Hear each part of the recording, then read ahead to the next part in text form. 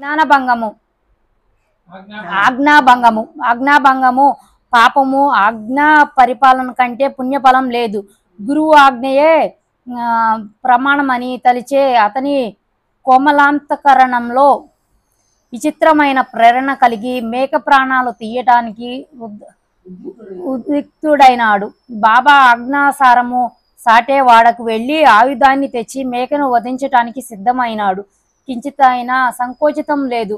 గురువు ఆజ్ఞ పరిపాలనే వీరుల లక్షణం అని తలిచిన మనసును దృఢంగా చేసుకొని కత్తిని చేతపట్టుకొని దీక్షితులు పవిత్రమైన బ్రాహ్మణ వంశంలో జన్మించి పుట్టినది మొదలు అహింసా వ్రతాన్ని ఆచరించిన వాడు. మరి అతనికి ఇలాంటి సందర్భంలో చేతులు ఎలా వస్తాయి? గురువాజ్ఞా పాలనకు మనసులో గట్టిగా నిశ్చయించుకున్నాడు. కానీ గుండెలో దడదడలాడింది. శరీరం చెమటలు పట్టింది. కాయావాచ మనస శ్రద్ధ ప్రహారమే తెలియని వాడు శస్త్రప్రహారం చేయటమా ఎంత కఠినమైన సంఘటన! గురువు వచనాలను అవమానించిన వారికి వేరుగతి లేదు.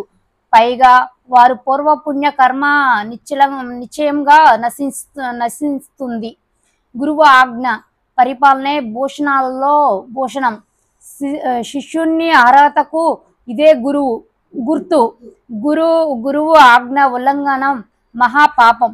గురువు ఆజ్ఞ ఒక్క క్షణమైన ఆలస్యం చేయకుండా పాటించాలి. అలా చేయటంలో సందేహించువాడు దౌర్భాగ్యుడు, కొమ్ములు లేని నరపశువు.